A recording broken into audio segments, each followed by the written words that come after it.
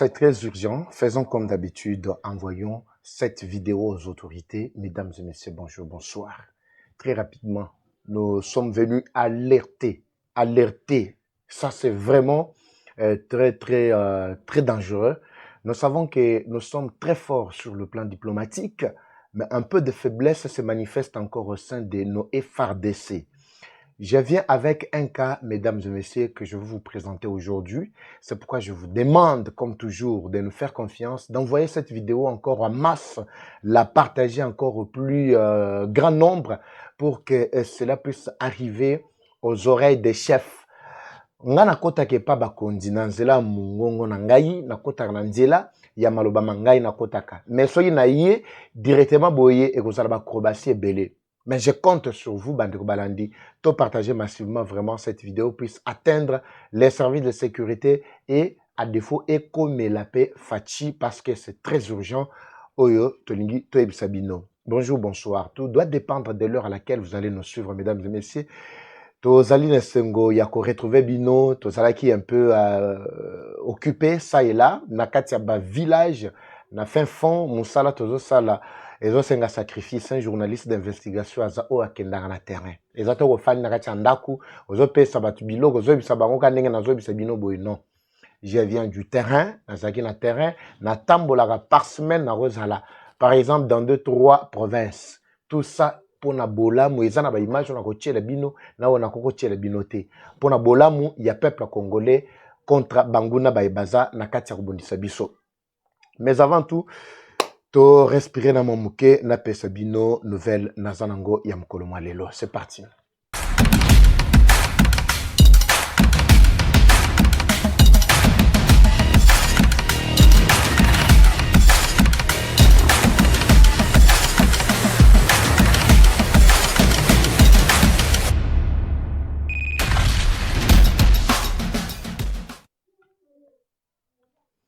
Très bien.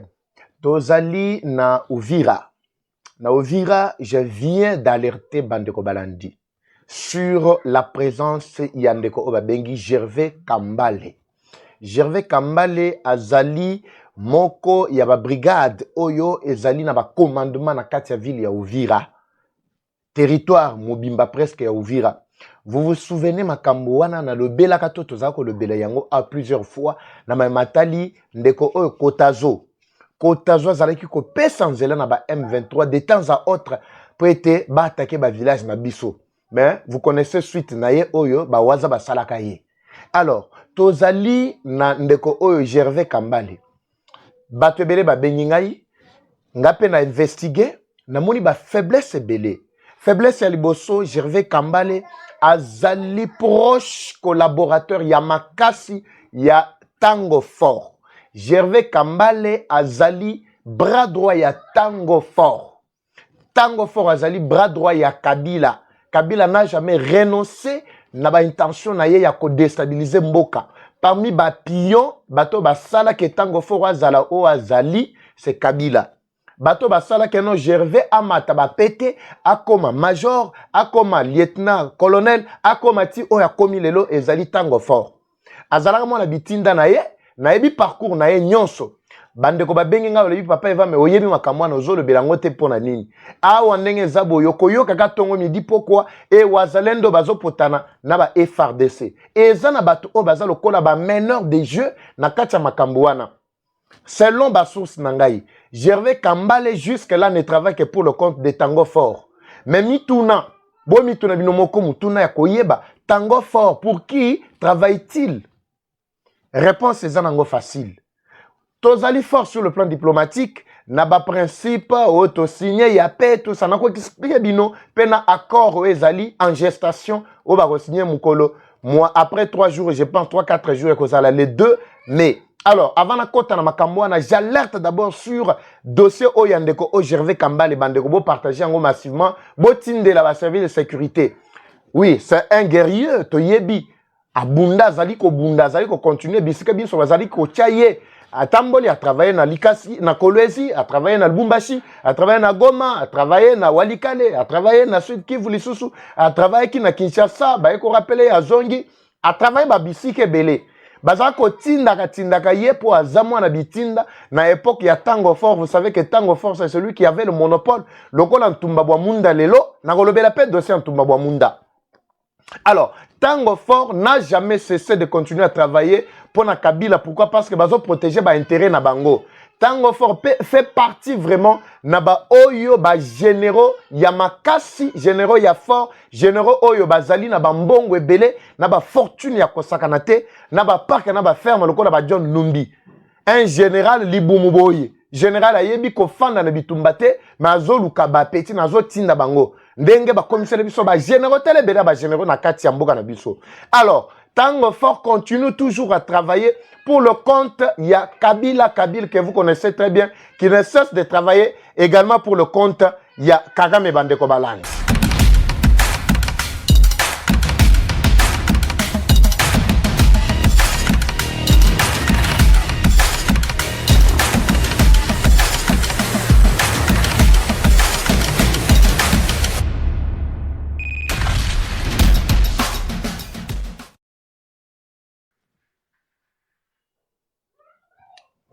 Très bien. Bolim Sabiso, Bandeko, caprice technique et tout ça, on a failli perdre fil d'idée, mais tout ça, on là. Nazari Koloba, pour Makambu, Yandeko, on a Gervais Kambale qui continue à travailler na Katia Ouvira. Vous allez vous souvenir, Bandeko Balandi, na Ouvira, tout ça, na Sud Kivu. À un certain moment, panique Zali na Katia Kokota, soi-disant, plutôt FRDC, Bazan na Katia Kobunda entre Bango na Wazalendo. Vous savez, les Rwandais sont risés. Bazali batumoko na lukuta makasi. Soyibo yebi ba Rwandais te, je dis, je répète, j'insiste surtout les Tutsis. Moussana na bango ezali lukuta corruption na victimisation. À part Rwanda bazan elo mususu te na corruption ya makasi. Alors, bango bazan na kati ya kolukela bino distraction moko boy. Vous vous souvenez na kati ya document mon atiela kabino. Vous avez lu un document qui, parmi les plans au Bango Bazare qu'on montait pour notre ville Yagoma, balobi que non, nous allons créer panique dans Katia Kinshasa, dans notre équipe qui est à Kinshasa, qu'on crée sous forme d'évasion dans Katia prison centrale Yamakala. Quand tout le monde, attention qu'on la tourner, nous nous enfonçons de l'autre côté pour attaquer et prendre la ville de Goma. C'est parmi ma stratégie dans Bango. Cela ne voulait pas dire que Balinga Bazoua, ville à Kinshasa, n'a pas panique au Basalaka. Non. Eza musala na bango. Alors, il faut yo kanga bien bandeko balandi. Alors, et là, comment nande baza na kacha kosala. Les mêmes FRDC fouillards, les infiltrés, toba o baza na commande na bango, to commandement na bango, ndenge tolobaki batoloko la bantumba wa munda. J'insiste, j'ai dit. Pourquoi? Parce que il ne fait rien jusque-là. Bamboka bazo zoua, mais c'est lui qui est le maître de tous les officiers, bao baza partout. Yende mutu asuigera kakutu ba chef d'état-major adjoint yende mutu azata ata na bango nyonso. Mais si rien ne marche to koloba ndenge ni to betele maboko nazo kama na bato bazo betele maboko tout ça. Ville na biso eza na maboko ya banguna mais mutu aza chargé ya maison militaire chef de l'état reste encore passif na makambo eza na katia ko salema bandeko balandi. J'insiste, campagne OE s'élargir et kende musika. Il y a des généraux qui m'ont appelé, babi papa Eva, biso tozana ba difficulté à travailler. Ba o ya FRDC. Ba on a yebi sakabino ke ba o sala musana bango lolenge longo ba mi. Tozana ba difficulté à travailler. Pourquoi? Parce que tozo obéir na hiérarchie. O ataka biso pamba, mais hiérarchie na biso nde ezali foutu complètement. Ba bengi bazo bisanga makambo wana. Alors, yende mutu atie batu wana Gervais Kambale, yende mutu atie ye. Batango fort nyonso wana bazali ko travailler na kati justement pour na ko déstabiliser mboka, ko protéger ba bien na bango, ba carré minier, ba ferme, ba biloko o bazanango o bazwaki na Kabila pesa ki bango, c'est ainsi que bazo pesa ye confiance bandeko balandi. Alors, j'insiste à beaucoup de vidéos et tambola et kende ti nandaku ya président Fachi. Gervais Kambale parmi stratégie na bango bato bazali kuna ba faux, je parle bien des faux FRDC soi-disant, bao bazako travailler pour na compte ya Rwanda, bao ba liembongo batika na nyongo moral, non seulement pour na kokwesa mboka na bango pour Congo exemple mboka na bango to, mboka na bango ezali Rwanda, mais qui travaille pour na intérêt ya mboka na bango pour bazua, mboka lolenge Kabila azali kobiye bisa bango, kiza testament batikeli ngai. po soki tolongi mboka oyo te parti oyo te donc biso batuti tokozala na place te na monde parce que tozalaka na mboka te bautu d'ici Kagame akokufa Museveni akufa bakorécupérer mabele mabango parce que bango nde bakolo Rwanda bakolo Uganda. Alors il travaille vraiment d'arrache-pied pour que non ba s'imposer na kati ya mabele. Vous allez voir bazali ko orchestrer ba dysfonctionnement entre soi-disant les FRDC na wazalendo po te ba créer ba tension entre bango na bango mais mungu na profiter à kota. Le style ya mungu ezalaka nini boyebit diviser pour régner. Alors pour que nous à kota ti ba place wana bazolinga ba diviser. Nde bozoyo katongo midi pourquoi e wazalendo bazali ko beta na M23 non, M23 c'est l'ennemi commun. Il y a biso ba wazalendo na ba FRDC. Et tantôt bazalendo bazangi munitions et bazo attaquer T tout ça à cause de ceci. M23 est en train de multiplier des stratégies pour na kokende tina Uvira boy tout ça bato bazana kachako manikanse kokoti sa mobulu nyonso wana ezaba bazana ba commandement na katia Uvira. J'ai dit j'insiste le gouverneur oyo ya Sud Kivu oazana Uvira makambo na zolo ba ekomela yo bino ba ebozana Uvira bokomisela bango message oyo bayeba keno toyebi déjà ba plan na bango o bazana kacha kosala contre mboka na biso. C'est très urgent bandeko. Bo partager bo tinda vraiment vidéo et comme na mato ya chef de l'État. Tumba Bwamunda comme je viens de le dire. Jusque là, moi je me base sur les faits. C'est-à-dire Tumba Bwamunda a montré ses limites. C'est lui le numéro 1, il y a maison militaire et chef de l'État. Mutumba Bwayebi senga papa est-ce que yo kakaye lisusu. Basi balongola ba chanani. C'est nous qui devons vous communiquer non Tumba Bwamunda azali sous la commande te bache mutu songolo to pakala. To yeba parce que mboka eza biso. Comment expliquer que FARDC to continue ba traître bazali. On a des traîtres de temps à autre. Mais armées efficaces, vous avez suivi Eric le Prince. Oh, il y a Blackwater. Vous l'avez suivi. Comment il a expliqué, la détaillé ba faiblesse. Malgré il n'a pas critiqué l'armée, ayebi que l'armée n'a pas fait travail qui m'a cassé. Mais ba faiblesse autozanango à l'interne. Boyebi ango malamu. Comment expliquer qu'un pays il y a monde dans le col ya biso boy. Banguna o baza ko continuer ko ça la loi. Na ba pays plutôt na ba parti mususu oui. Malgré que tolongi bango déjà sur le plan oyo ya diplomatie, je vais vous parler 2-3 minutes seulement concernant l'accord. Mais on ne peut pas croiser les bras. Même Bakoya, Blackwater, Nenge Baza, des gens à déploiement, Nakata Mabele, mais ils vont au moins suivre la ligne. Il y a officier Nabiso, ils vont collaborer avec elle, officier Bandeko, Balandi, Boy Sangai. Chef de l'État, Makambo na Zolo ba Eko Melandeyo. Batoto Bakoya va collaborer na Banani. Na ba traître Oyo, Tumba Bwamunda jusque là, échec, improductif. Bato Oyo soit tient ba commandement Baza Batunaye. Qu'est-ce qui empêche? Na commandant suprême, makambo na lobela ngo plusieurs fois. Mais au moment n'a donneur des leçons, na ba commentaire bakoya. Non, toi tu ne connais pas comment ça fonctionne. Qu'est-ce que je ne connais pas? Ça fonctionne comment? Peut-être banyangala kato na ba fanda bazalaka na mabele na biso, ba continuer na ko boma population, ben bino boye bisanga na professionnalisme na bino, na expérience na bino, lokola bino boza ba expert. Ceci, c'est là que non gana nenge fonctionnera te. Non, un pays qui se respecte doit suivre makambo biso tolobaka. Exemple, nous avons regretté, papa, est-ce que, en tout cas, yo kakayo to bayo kakayo te. Muso tuninga lobi ou bien bayo kakayo basala rassemblant. Non, vous partagez et comme Rabango Bandeko Balandi, yeba ce qui se passe en réalité, c'est quoi nakati ambo kanabiso surtout namabele mabiso. Tumba Bwamunda, je mets en garde, nazana kombo ya ndeko na ye moko azali na Kasai central. Oh, botikanga rapidement, on a retrouvé combien de Kowana. Oh, sorry. Bozela. Je vais revenir dans le prochain numéro. Azan ndeko na ye moko azali na Kasai central, bayaki na système ya distribution ya ba casque na ba gilet ko kabela bato ba moto. Yende muto ayena eloko wana. Sikoyo balatisi na bato bazali batu ya moto te balatisi bango pe ba casque na ba gilet soit disait bato ba moto po ete bakota bato na bazokota bozo kante baza ba wewa zokande bazali na bango ba militaire ba rebelle. Oui, mamuna zoloba bato oyo baluzwaki ba casque ba nini oyo to bengi nini ba casque na ba gilet tout ça ya bato moto Bamsuka tina bango, baza bato ba moto te. Vous pouvez me confirmer et plutôt, vous pouvez plutôt me dire le contraire. Soki bozo, tia tembe na kati ba commentaire. Makamboyo, je viens du Kassai central. Moi-même, j'étais dans Nazaki na Kananga. Oui, Kananga Chikapa, oui, j'étais là. J'ai suivi tout de près. Na web sa binote, j'étais là, colonie, tout ça. Bino ba komona ba image, na ba image musu na kotie la binote. Alors, bato ba yebi singa lobi papa Eva, biloko o batindaki. Nga na lobi teke ntumba ba munda nde muto apesi bango minduki apesi atine. Non non.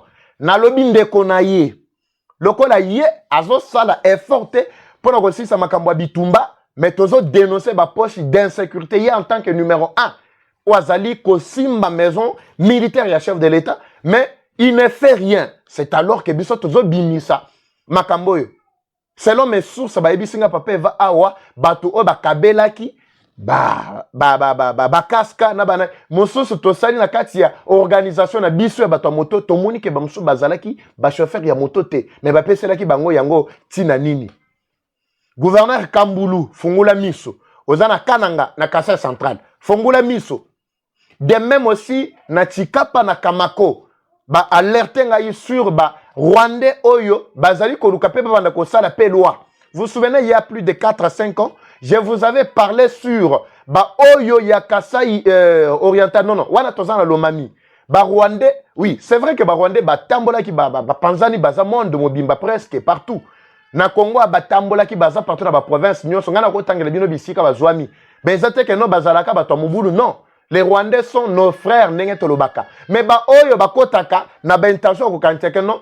Kakame azo bunda pona bango so balongi bazongi bake ko fanda na bebele na biso nde ba wana ngana ko dénoncer ba bisinga ke baza pe na kati ya ko sala pe loi ezala na kati ya Kamako nzela Chikapa plutôt nzela Kamako na Chikapa baza wana na ko détailler tina ba village. Ne vous en faites pas, nazo landela makamonyo so de plus près nazala ki wana tina ko moko azo benga ngazo ko melanga bi papa Eva meyo okendaka ba Grand Katanga ba Est ba boy tout ça mais côté na biso ya kate oyo kakate olobela makamonyo te non nayebi ba bazana lusuku kutu bala musaka makelele awa keno biso pe tozo ke na enrôlement mais ba autorité locale ba pekisa bango ba non vous êtes des réfugiés, vous n'avez pas droit na ba enrôlement pour na resala ba vote.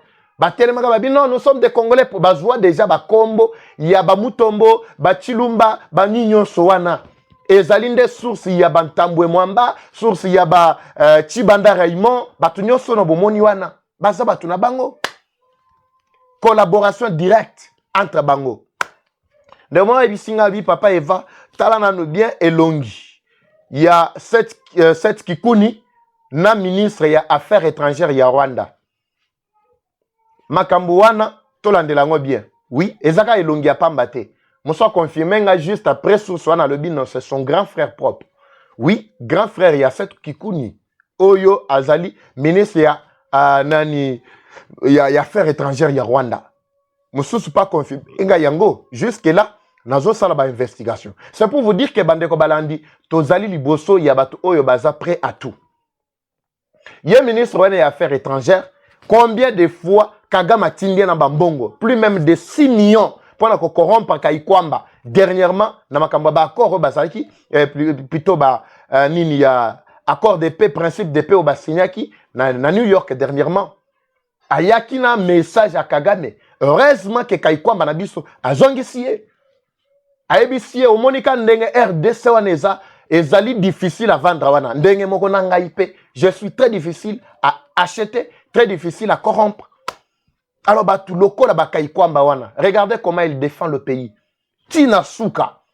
Mais Bamsusu n'a évité. Le pays vous a tout donné. Vous a tout donné. En réalité, qu'est-ce que vous cherchez pour déstabiliser Mboka Oy? Vous cherchez quoi? Bandeko Balandi, vous partagez massivement vraiment vidéo et comme manama toyi yaba konditi to sala ngoboye to zana kacha ba urgence. Na kozonga la bino na ba détail mususu pe na ba dénonciation mususu. Merci musala kitoko boza ko sala. Tango bozo boaka partout tozo mona pe bilembo. Na bisa bino dernièrement quand j'étais dans le Grand Katanga concernant Makambaba Moïse Katumbi. Mais les lois nous l'avons mis complètement à genoux grâce à nos dénonciations et aussi ba partage au bosalaka et zo permet nazolo bana ba vrai congolais parce que biloko boye ba Rwandais pe balandaka. Bazolanda mais à la fin batiki. Pourquoi pour ba yebi que non to casser ba intérêt na bango. Papa Eva parle-nous un peu de ce qui se passe dans l'accord, soi-disant, principe de paix, tu dois comprendre l'autre côté. Banane basan avantage, banane basan retard. Toyoki que non M23, azana katia ko conquérir sous ba village, ba localité belé, akomo songa bo tout ça. Na bisaka bino bande ko balandi, mosala ba Rwandais zalaka lukuta. Mais nazo ka moi tango bolanda kaka lukuta na bango na pesi bino ba stress. Boyebi combien de ba stress oyo bo bwakelanga awa, musu na bwaki na Rwanda, musu na fandi nango awa. Ndenge na senga bino ba boya nango kaka. Ngana olemba ba stress te. Ngana olemba ba stress te.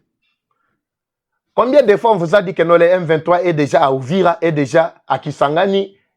Combien de fois bayebi sabino que no M23 à Zui Kinshasa? Combien de fois bayebi sabino M23 à Salibo à Saliboy? Bouti kolanda dernièrement na bisabino que no ba bengana ki bango na Luhihi. Il n'était pas là. Mais après, qu'est-ce qu'il donne comme version? Bango bato ko la balembakate, lukuta na bango. Non, les éléments étaient en déplacement pour une activité quelque part. Après,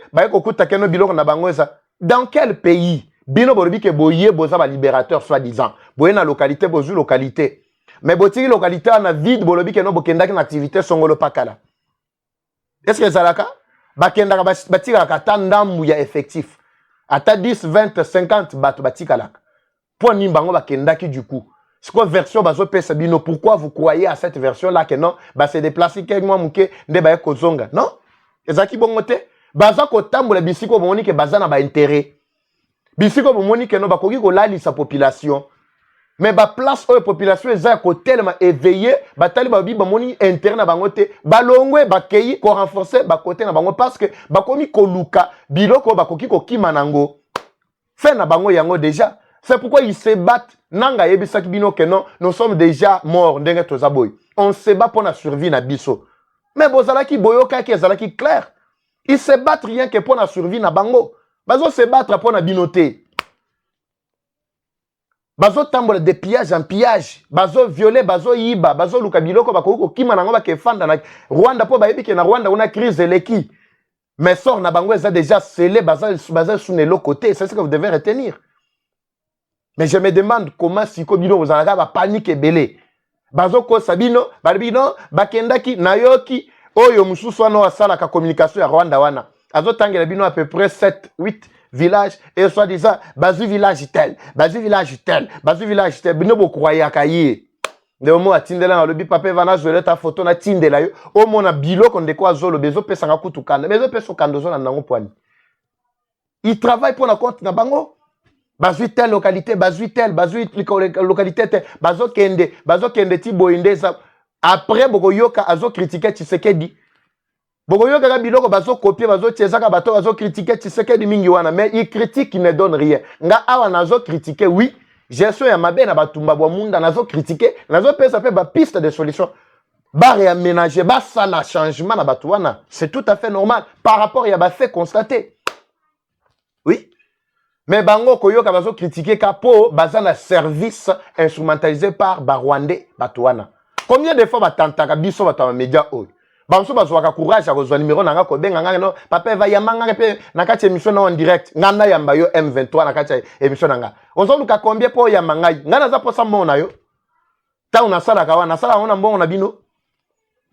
Alors, il faut retenir ba biloko wana manipulation na bango wana, ça ne passera pas bandeko balandi. Baza coincé, bazo qui ma de localité en localité. Ndeko na ebisa bino que non bazo qui ba kimité, mais ils se sont retirés pour aller renforcer na côté mais bino bolobi que bozana ba effectif et belé. Mais pour les bozo tika ba localité oyo bozwaki, mais pour na kokende ko renforcer musu bozo tika poani. Alors où est musala oyo bino bozana kacha ko sala. Bien bobi bozana effectif et belé. Na bisa bino que olo ya suka we tikali eza ya 3000 we tikala ki na kacha rumangabo. Yangonde ezali koluka survie. Bakufi tellement ebele Rwanda coincé pour na ko retirer batunaye. Alors, nazole ka très rapidement liloba moko mi balé na matali accord. Nayoki ndeko moko na kotanga kombo c'est un confrère Yves Bouya, je pense, si c'est Yves Bouya qui est en train de lire soi-disant un accord en attribuant beaucoup de forces, beaucoup d'avantages na Rwanda. Kolobakeno la RDC perdante na kati ya accord oyo. Azotangela bino accord. Je lui pose la question. Cet accord wana oyo azako tangezaki avant-hier. hier ou avant-hier, hein, oui, avant-hier, elle est qui moi 3-4 jours, si je ne me trompe pas. O azalaki ko tangela bino wana azu yango wapi. Alors que accord ezana kati ya kobongisama po ete ba signer yango les deux. Selon mes sources bisika, rapport ezana kati ya koleka. Bato bakenda pona ko influencer négativement po ba ko tepe ba revendication na ba na kati ya accord ba échoué. Ezali 5 ans bomona ki bango na Qatar. Ils ont forcé la main pour se retrouver là-bas. Connaissant bien qu'ils ont échoué, il y a ko aider ba M23 na bango. Bao basala ka bango réunion tongo midi poko abe chole azana ba biloko wana bomona ki kombo na ye awa. Ba forcer loboko bazawana na kati ya doa. Mais yoka lokola intelligence, quand l'intelligence disparaît, maintenant c'est l'instinct qui commence à travailler. L'instinct c'est comme un animal qui agit par l'instinct. Et la délégation 100% Louba est à Doha. Non, non. Il faut commencer d'abord par voir d'abord Eric Senga, par voir d'abord Oyo Ndegonabino Ana Mouteba, Fulgence. Commencez déjà par voir que non, Bangonde va porter combat na bino. Est-ce que Bossu Bolo Belango que non, Basali, clique na bango, ya soi-disant batu ya etni moko, batu ya kwen moko, Bolo Belango te. Botangela nkombo mi bale mi satu ya bato boyebi basaki na kati ya délégation bao baza baluba botanga te. Bomoni sikoyo instrumentalisation ya benimi wana muto a chapeauté loko wana boyebi bien très bien. Alors, merci beaucoup Bandeko Balandi, je pense que c'est clair. Accord est un avantage il y a République démocratique du Congo. Rwanda est complètement à genoux. Azui vie sauve na ba demande ya Kagame akendaki ko senga émir de Qatar. Poete a forcé le boko ya Tshisekedi. Tshisekedi a yokela ye afin d'attendre qui a retiré Batunaye.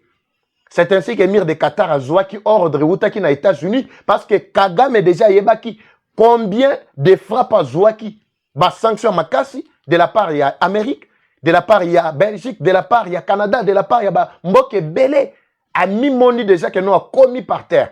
Mais il fallait ce qu'on a là. Oh ya yebi parce que Qatar boyebi a investi na kati ya Rwanda. Oui, naba minéraux mususu au Rwanda za ko yiba ezo le kranzela Qatar. C'est ainsi que Qatar pour protéger ba intérêt na ye. Oui, Amérique a yebisi a lobi a wabiso toza na posa ya kimia ekota na Grand Lac.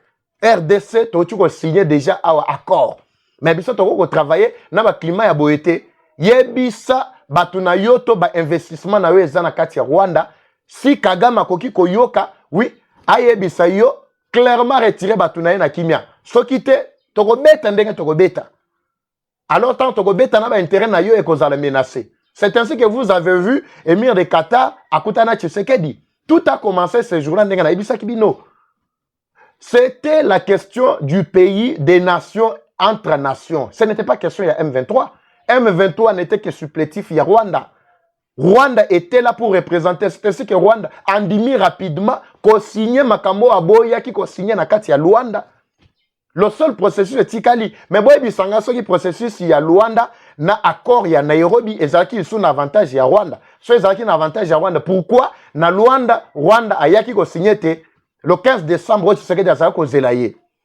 Moi, je ne veux pas faire des analyses comme un politicien qui cherche à tirer profit à côté. Non, non. Moi, je vous expose toujours les faits. Binomoko, bon analyser parce que Moutinho soit maïele, à quoi analyser, biloko na solo, bakomo na keze à solo. Alors, Monique, nous a commis contraint. Qatar, à l'obi, non. Le col Amérique, à l'Inga, Tchakimia, n'a pas investir bonnement officiellement dans la RDC. Mais, bah, intérêt n'a na Rwanda, n'a pas perdre yangote. Yo, Kagame, ezaboy. À vos ordres, Kagame ne pouvait qu'obéir, n'a pas chef naé, et si lui. C'est ainsi qu'il a signé. Le fait qu'il a signé, et si Kanda na M23, M23, bah, lobby, comme ça, nous nous battons avec nos moyens autozanango. Même si Rwanda ne nous soutient plus.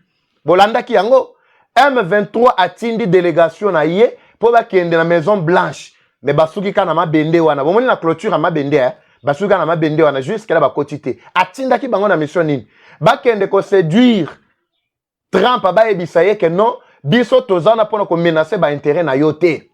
Le problème c'est Tshisekedi. Soy bondimi ko longola Tshisekedi, nous allons protéger vos intérêts, to ko protéger ba accord obotu ko signer wana boko perdre até loko mon côté. Yoka mitu ya batu. Yoka. Nde biloko M23 accueilli pour ayebisa Trump na Maison Blanche. Mais akoko tela wapi. Ata sora zwinzela kokota ko yebisa ye. Trump a ondima bino ayebi ke atia bino déjà na liste noire que vous êtes des terroristes. Vous êtes des terroristes. Vous voyez bien que nous, Amérique, atia bino déjà na liste noire. Alors il va travailler avec vous, Nakacha Mboka. Oui, il y a un président légitime. Et quoi ça les matin? Oui, toutes les institutions sont mises en place. Bien, on garantit que non. Rwanda est plutôt États-Unis. À côté, que bino déstabiliser, bah institution déjà établie pour que bon recommencer, il y a bino administration. États-Unis, Azela, Atale, la bino, tout ça. Conflit à bino, quand il y a tisari, bah côté bino. Alors, bazo réfléchir, hein, nandenga sima. Alors, c'est ça, Bandeko Balandi, c'est que je peux vous dire. Match bien na cannabis, et l'eau tiga les ali, quand nenga na ibisabino, ebembe anyoka esi la kaso moté. Ebembe anyoka esi la kaso moté. Donc, des zawana, et l'eau ils ont continué, et zaka mukila. Nyoka te soit sa koufi. So l'équipe là, son baboua kelio pene bemena, oro kima, oro asomo. C'est ça ce qui se passe avec les M23. Les terroristes, c'est qui? C'est quelqu'un qui terrorise. Alors, Mme Bela Sabino, ezate, vous voyez que match est bien. Accord, ils ont l'avantage de biso. Oyo bako signer, non ba signer accord T. Je précise, non ba signer accord T. Ils ont signé principe de paix. C'est-à-dire des aboyés, tondimi ko tambola na bino na ba principe na ba accord boko tia pour te kimie kota. C'est ce qu'on est en train d'élaborer ba accord wana ko pesa bino parce que nano e latinzo toté. D'ici demain le 30. Si possible, si pas le 30, le 31, déjà, on a eu le bino draft, on a eu le bino les quelques éléments parce que mes sources sont là pour vous communiquer. Vous nous faites confiance, nous aussi nous devons vous faire confiance. Donc, oui, Sabino, ce qui est dans l'accord. Moutouako ko Sabino te, accord ezali d'avantage, il y a RDC. Ce n'est pas que non, tu sais qu'il y a Asengi pour afanda libela et afanda va sécuriser. Non, non. Le problème, c'est que tu sais qu'il y a d'accord les cas. Même après 2028, tu sais qu'il y a d'accord kende. Même si tu sais qu'il y a nini. La sécurité est à la garantie, minerai est profité, na peuple congolais, bango pe bazoua. Oui, bazoua. Ça ne sert à rien, Rwanda zoua minerai à Bomabiso, mais Amérique a beau yako pour investir na katamboka na biso. Alors, c'est ce qui se passe, Bandeko, Moutoko Sabinote. Eza Wabino, Eva Patrick, Ngana Bino Tokutani, na prochain numéro. Merci de votre fidélité. À bientôt.